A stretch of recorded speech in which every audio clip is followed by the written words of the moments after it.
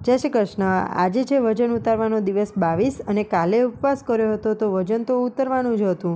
આજે હું અને વિયાન બંને સાથે જ જાગ્યા હતા તો જોયું તો સવારે વરસાદ તો ચાલુ જ હતો, એટલે વિયાન તો પહોંચી ગયો વરસાદની મજા લેવા માટે અને ત્યાં સુધી હું પણ તૈયાર થઈ ગઈ અને ચા બનાવી લીધી। આજે નાસ્તામાં હતા ખાખરા જ, કેમ કે મેં કંઈ પણ બનાવી નહોતું, મને બહુ જ ભૂખ લાગી હતી, પણ વિયાનનું મન ના ભરાયું એટલે એને જીદ કરી કે મમ્મી આજનો દિવસ મને ચોકોવાળું દૂધ આપી દે।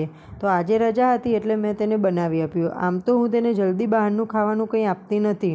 આજે રજા હતી એટલે તેના નખ કાપવાનો પણ દિવસ, એટલે મેં તેના નખ પણ કાપી લીધા।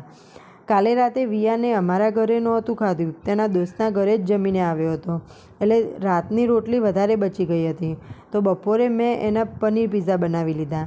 હજી સુધી મેં ઘરે ક્યારેય પિઝાના બેઝ લાવીને પિઝા નથી બનાવ્યા, બસ આવી રીતના જ અખતરા કર્યા રાખું છું। વિયાન અને તેની દોસ્તને તો બહુ જ ભાવ્યા અને વાકઈ ટેસ્ટમાં બહુ જ મસ્ત બન્યા હતા।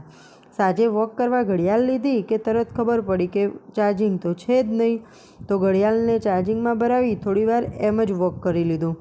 સાંજે કંઈ ખાધું નહોતું તો સલાડ યાદ આવ્યું તો વચ્ચે એક પ્લેટ સલાડ પણ ખાઈ લીધું। આજે તો સાંજે પ્લાન્ટવાળો આવ્યો હતો। મને પ્લાન્ટ વાવવાનો બહુ જ શોખ છે। પ્લાન્ટ જોઈ મને એમ થાય છે કે હું હજી એક પ્લાન્ટ લઈ આવું, પણ અત્યારે હું નહીં લાવીશ કારણ કે મારે અત્યારે હજી એક મીઠો લીમડો વાવવાનો છે। આજે ડિનરમાં હતું મોરૈયાની ખીચડી, પાપડ અને દહીં, અને આજે પણ મેં મારો વોક કરવાનો ટાર્ગેટ તો પૂરો કરી જ લીધો। ચલો આજ માટે આટલું જ। કાલે મળીશું નવા દિવસ અને નવા વિડીયોની સાથે। અને હા, આવ્યા છો તો આવા વિડીયો જોવા માટે મારી ચેનલને સબસ્ક્રાઈબ પણ કરતા જજો। જય શ્રી કૃષ્ણ।